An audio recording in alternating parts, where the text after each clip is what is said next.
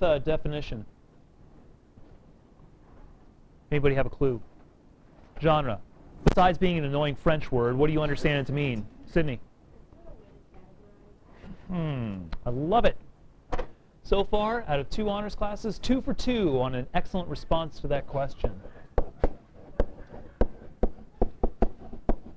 Yes, it is a method for categorizing things. And this is one of those cases in which the word things will be appropriate because we're not quite sure what those things are. Can we get the blinds, please? Thanks.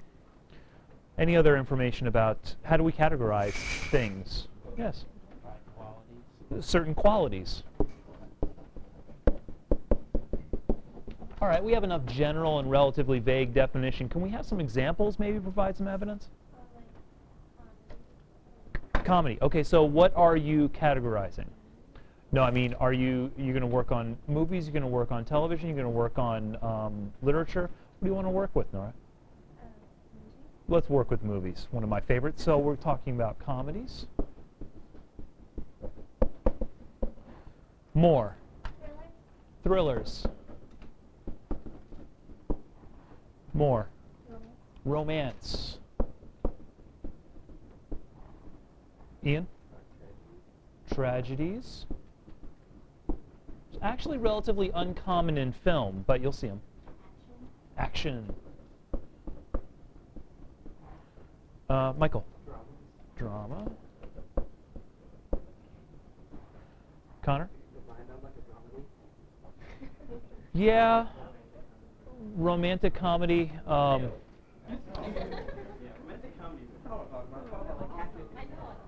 We can. The word dramedy is problematic primarily from a marketing sense because they generally fail in terms of financial outcome. Horror. Yes. The king and best of all genres. Horror. Yes. Sci-fi. Next in line. I guess you can feel my opinion. Yeah. Fantasy. Ah, the chick flicks. Are those different from romance? No, I'm not making a joke. Okay, at this point, honestly, I want you to take a look at that list up there and realize that these are terms that you trade with on a regular basis. You walk into a video store and you understand the categories. Take a look at Netflix, you understand the categories. You talk to other people, you understand the categories. What qualities did you use to separate? Personal reaction? You ever laughed at a horror film? Would you still consider it a horror film? No. So it's now a comedy? I guess so. Does the genre category depend upon your reaction, Michael, or the filmmaker's intent? Or the producer's marketing intent?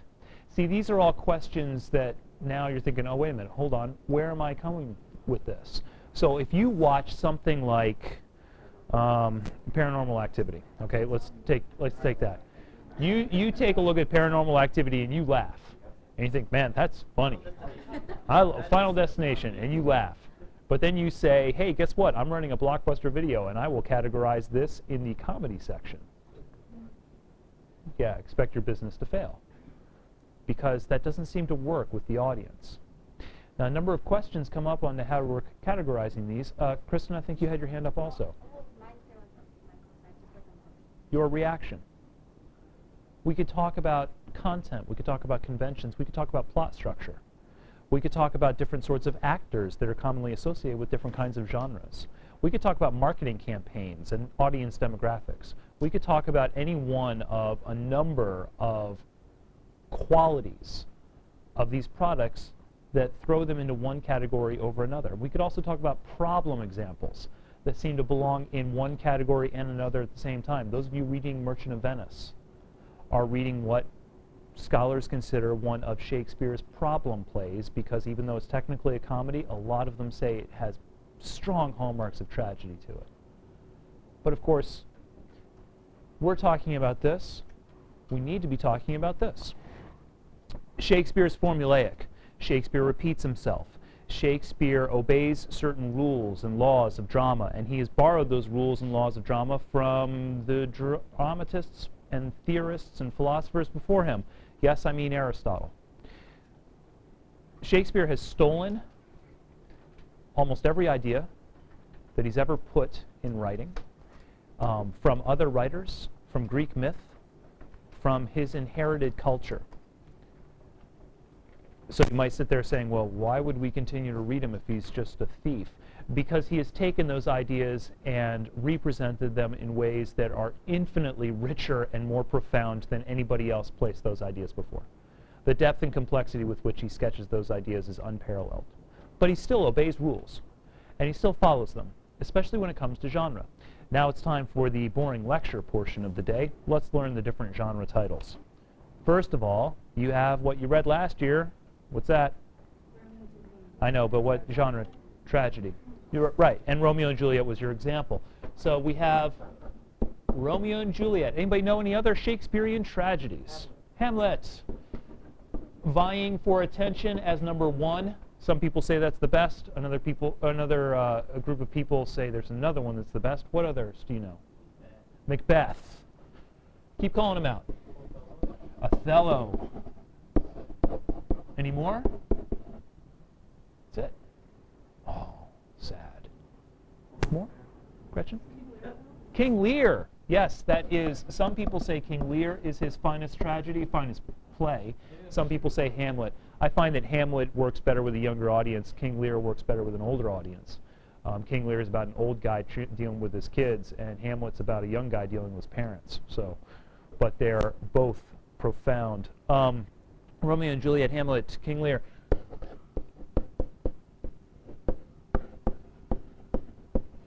Julius Caesar, friends, Romans, countrymen, give me your ears. A number of plays you'd probably be familiar with if somebody told you the story, somebody quoted a line from it, but you may not have accessible to your memory immediately. The second tragedy, the one that high school students never read and college students seldom read, history. If you want to know the titles of history plays, they're the titles of dead British kings. Henry V, Henry VI, Henry IV, Part 1, Henry IV, Part 2, Richard III. These are the names of the history plays that Shakespeare has authored. And they tend to be rather thick, not quite as engaging as the tragedies are. And therefore not taught, definitely not to high school students. In fact, I doubt I would even throw a Shakespearean history at an AP senior class. Comedy. Of course, today we are talking about comedy because you spent your time in the tragedy of freshman year, and I mean that for both meanings. Today you will, good. Today you will learn a little bit about Shakespearean comedy. And each one of you has selected one of 6 Shakespearean comedies. And of course, as I say, they all obey rules. They all obey certain conventions. You'll see the same kinds of characters pop up, which makes it, by the way, very easy for me to teach a class of 6 different comedies at the same time, because if I say, let's see, if Pre's dealing with The Tempest, and I talk about somebody going in disguise in The Tempest and what disguise means for a Shakespearean play, then, well, Brandon's over here thinking about Portia dressing up as a lawyer and actually disguising from woman to man in Merchant of Venice. And let's see what else I'm seeing. Oh, Measure for Measure, definitely we have a lot of disguise going on in there. So he obeys these rules. There are similarities from comedy to comedy.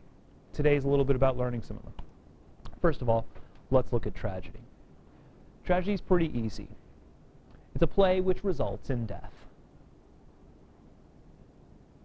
Remember, the Greeks liked to destroy their tragic heroes and leave them alive so they could suffer more, quite often mutilated and otherwise debased.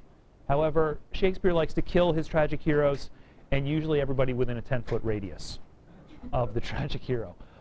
Romeo and Juliet, what's our body count? Several? Come on. Tybalt, Mercutio. Well, actually in order. Mercutio, Tybalt. Paris next. And then Romeo, then Juliet, and then Lady Capulet. My favorite death of the entire play. She dies off stage. Hey, she's dead. Oh, okay. 6. I think, if I remember correctly, Hamlet clocks in at about 9 or 10. But a number of people die. So mass death all around. The stage at the end of Hamlet is a bloodbath with corpses all over the place, and Romeo and Juliet has its share. Yeah. Histories are very simple. They're plays which recount the history of a British monarch. So if you want its defining quality, tragedy ends in death. History is the story of a British monarch. Now, Shakespeare makes those stories a little bit more interesting than they might seem, especially something like Henry V or Richard III. These are fantastic stories. But it tries to represent the history of a British monarch to the British people of Elizabethan times. Now, the question. What exactly is comedy? What's comedy for Shakespeare? What is its defining characteristic? Its defining characteristic. And what should we consider when we get down to its subordinate characteristics? Now, I know you're going to throw up your hands, and some of you have some ideas, and some of you are probably correct. But before we get to that, we should ask the big question. What is comedy itself? Because you come into this class with some prejudice. You come into this class with preconception on what comedy is and what you expect this to be. And a lot of students judge Shakespeare's comedies based upon those prejudices. Well, it didn't do this, and that's what I expect a comedy to do. Therefore, Shakespearean comedy is stupid. Let's take a look at what those prejudices are first. And once again, before you raise hands, let's watch a video.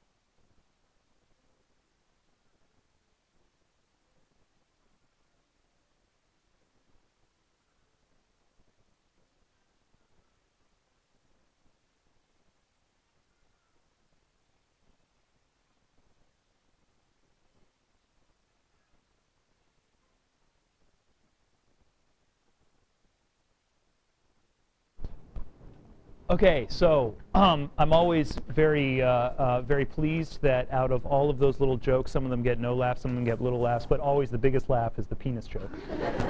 Every single year. Don't worry, that's what made me laugh the loudest too when I first saw it.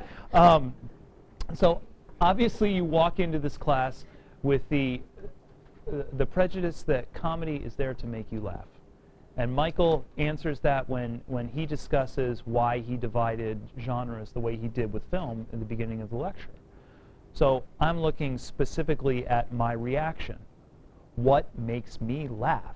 What makes me feel the pleasure of laughter? Is it seeing somebody be pied in the face? Is it hearing something that makes me uncomfortable, like a sexual remark? Is it being insensitive and using an ethnic joke? Is it seeing somebody suffer horribly? Sometimes that makes us laugh. Hey, you guys laughed more when he was falling far down. Then you started cracking up. So what makes me laugh? And of course, comedians and comic writers labor to figure out what will make people laugh. They make an art of it. They make a science of it. And that's what they mean by comedy. Let's make somebody laugh.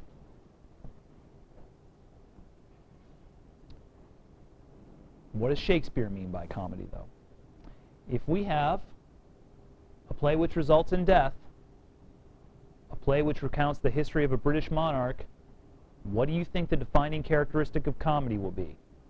Tell you what, let me give you a hint. Let's take history plays, throw them away. Tragedy, comedy. Have you ever seen The Masks? Yeah. Right, the happy mask, the sad mask. Those are the twin poles of drama, tragedy and comedy. If tragedy ends in death, what's the definition of comedy? Somebody gets knocked up. You're not all that far away. Okay. So if tragedy is tragedy is philosophically about the inevitability of death and destruction and how we must submit to fate. And the Greeks are always talking about the submission to fate. And Antigone knows this. She's destined to be destroyed. Shakespeare doesn't really bring the religious into it, but he still talks about the inevitability. All humans face death. It's got to happen. There's your happy thought for the day, by the way. Well, comedy maybe talks about the inevitability of life and how life will always happen. So you might say, well, comedy will end in pregnancy. Okay. However, that's narratively difficult to write. You might have seen films that talk about the development of a pregnancy and a birth and so on, and it generally takes the entire film and story to develop that idea of a pregnancy and a birth. So let's talk about something else. Let's end in something that is a precondition for birth. Thank you.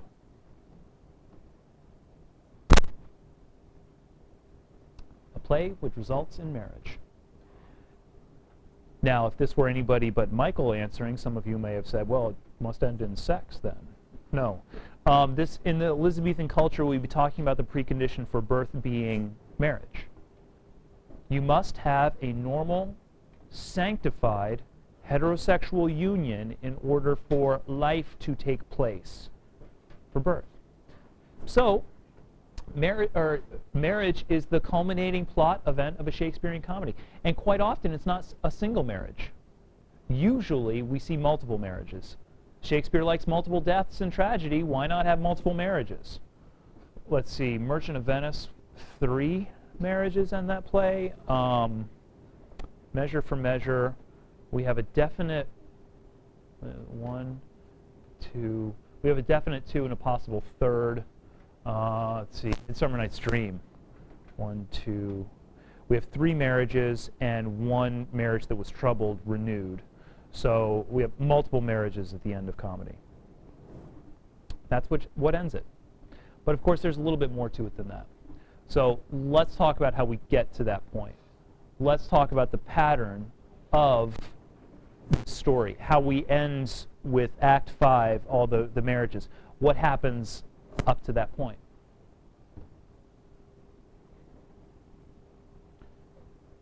This is a depiction of a happy community. I'm sorry? Yeah, well, you know, it's been a while since the last hairdo.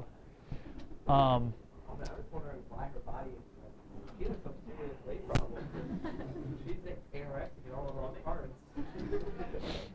Yeah, well, you know, we celebrate all body types. Taking a look at that picture, let's talk about the sorts of values that might be presented by a picture like this. What does it mean to have a happy community? What kind of values form the backbone of a happy community? What are we looking for in a happy community, one that works? John? Home, house, home. Never underestimate the importance of the symbol of the house. It indicates security, and it indicates stability, and it indicates family. Education, okay. Not probably important for us, not very important for Shakespeare in the same sense that it's important for us, but certainly education.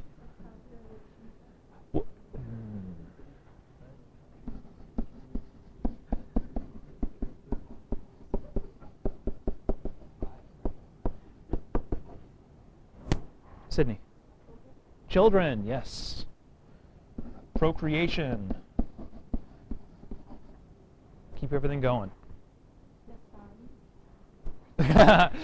Yes, true. Solar energy helps. No. Risha, don't feel bad. Risha, you're doing exactly what I asked for. You're looking at the picture and saying, what's good about a happy community? Well, it's good when it's daylight. But I'm thinking more, Risha, about human qualities, okay, rather than anything else. What else do you notice? Do you know who the woman is in this picture? Why do you know who the woman is in this picture? Because she's wearing a dress, and what is the man wearing? A tie. Sounds to me like we have some very clear gender categories, right? None of you assumed that this was dad or this was mom. Every single one of you, which would be an interesting family.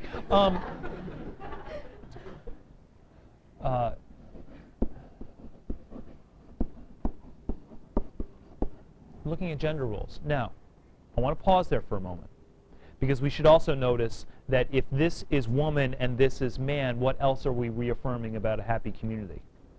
Normal. I'm sorry? True. And they are married, so marriage is good. What do we mean by normal? Man and the woman, so we're talking heterosexual. Now, this is where I stop before somebody thinks that I'm being a repressive jerk. Shakespeare is an incredibly liberal writer. And by liberal, I don't mean Democrat. Liberal contrasted with repressive. Okay? The repressive thinker and writer wants people to stay in certain places, doesn't want them to express themselves, doesn't want them to have freedom of choice, wants them to be limited, wants to repress them, wants to stop them from doing what they want to do. That's repressive. And any writing that forces people into certain positions and doesn't allow them that choice, that is repressive writing and thinking and philosophy and so on. Shakespeare is remarkably liberal. Shakespeare is, in fact, if you read his plays closely, he's incredibly liberal. Merchant of Venice deals with issues of anti-Semitism. And of course, if you think anti-Semitism exists in the 20th century, you'd be certainly correct looking at certain events in the 20th century. However, Elizabethan England fully accepted anti-Semitism as right and natural. So he writes a play about anti-Semitism. On its surface, it seems like Shakespeare himself is anti-Semitic. On its surface, it seems as if he is towing the party line and being repressive. Anybody with half a brain reading that play will understand very quickly that he's actually giving the opposite message. That the way in which he's constructing characters, the way in which he's playing with sympathies, the way in which he constructs his plot shows the opposite message, the anti-Semitic message. But he's still a victim of his circumstances. Shakespeare is still being paid by people who accept a repressive line. He is still existing in a society that accepts a repressive line, and this is long before the liberalism of the West, where people were given rights of free speech and freedom of political dissent. So when I throw something up here like, yes, the happy community is heterosexual, I understand that we are dealing in a sort of repressive definition, but then that's because Shakespeare is. And Shakespeare will use this somewhat narrow, somewhat repressive definition of a happy community in his comedies. And he will say that the perfect union is a union that is heterosexual that leads to the birth of children. That in a perfect union, men and women have very clear roles. However, when you start to meet Shakespeare's female characters, you'll find that they are remarkably powerful, intelligent. And in every play, with the exception of Taming of the Shrew, which is probably Shakespeare at his most repressive, which is uncharacteristic for him, in every other play, you'll find that the women far outshine the men in terms of their intelligence and their ability to control other people. But still, on the surface, they adhere to their roles. There is marriage involved. And of course, the standard house and family. So if you think, wow, Mr. Clark's is being incredibly conservative to the point of being repressive, I'm trying to indicate the happy community of Shakespeare's time, because it's necessary to understand the play. What else might we have going on here? So we've talked about gender. We've talked about what? Plumbing. No, he's not all that concerned with infrastructure. Let's think outside this picture for a moment. Let's think to the community at large. Let's think to governments. Let's think to people organizing with each other. Nora. Oh, so we want economic prosperity, right? Good.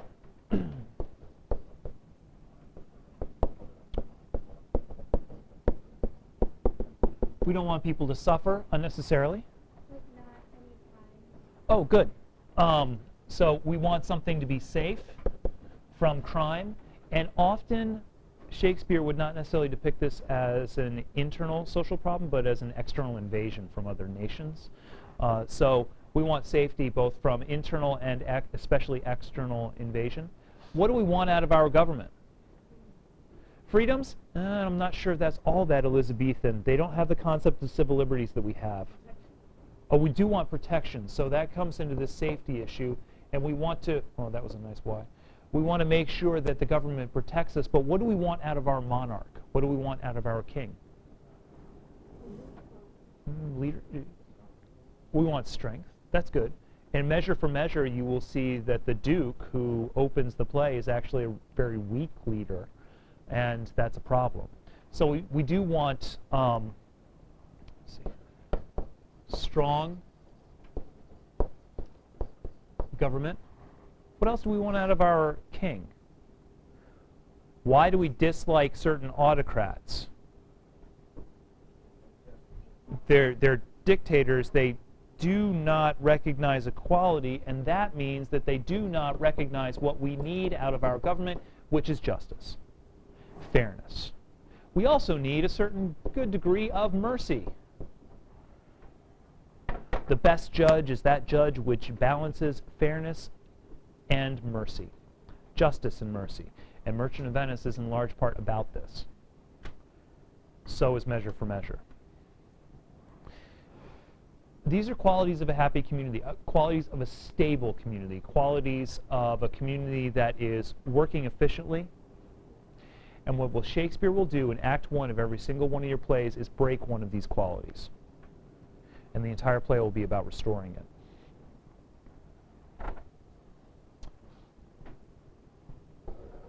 Measure for Measure, like I said, we have a Duke who is extraordinarily weak. And because of his weakness, the city is plagued with crime. The city is plagued with crime because he is weak. So what does he do? He decides to take a leave of absence and says, you know what, I'm not doing this whole thing very well. I'll tell you what, I'm going to take off for a little bit. I'm going to leave my lieutenant in charge. Maybe he'll do a better job. Unfortunately, the lieutenant is the exact opposite. He's way too strong. So he decides he will enforce every law that's on the books to the letter of the law, which ultimately results in them looking at a case where there's this young couple that were engaged, they were about to be married, she got pregnant, and so he's going to give full sentence. What do you think full sentence is? Death. They both must die. We'll wait for her to give birth, and then we're going to kill them both. And everybody's saying, whoa, dude, chill out for a moment there. That's ridiculous. It's the letter of the law, and I'm just following the law. We have broken justice.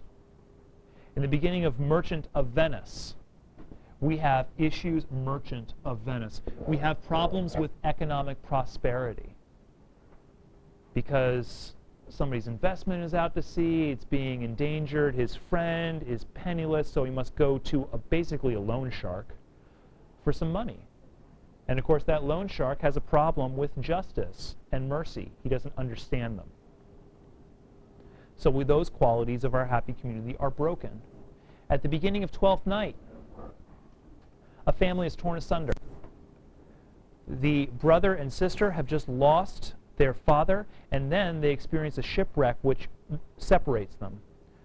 When they show up on a certain new land after the shipwreck, they find other characters who have lost loved ones, and family is torn to shreds. Not only will the comedy end in marriage, but the comedy will end in a repair of whatever was broken. Shakespeare's looking at a community. Shakespeare's not looking at an individual. He's looking at the way different individuals interact.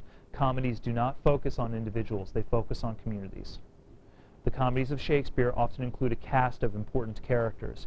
Usually you'll see anywhere between 4 and 6 vitally important characters, as opposed to something like a separate piece where really you have one character in 2 parts. It's very individual, very focused on an individual concern. Shakespeare is concerned about the community, interactions with people. And at the beginning, he will break something. He will break some quality of a happy community and then spend the rest of the time trying to repair that. And once it's repaired, people will get married. And along the way, he'll play around with it. He'll show a number of different problems stemming from these happy community qualities. And that is pretty much what every single one of you is about to explore. Those are the rules. That's the pattern. That's the expectation. Everything else is up for grabs. The messages that he gives along the way, the qualities of the individual characters that are involved in this, will vary widely. And some of them are saying one thing on the surface, acting a different way, and there are hidden meanings and multiple layers. So within this framework, everything becomes extraordinarily complex, which is as good a conclusion as I can imagine. Questions? The silence of clarity, I hope. Excellent. Then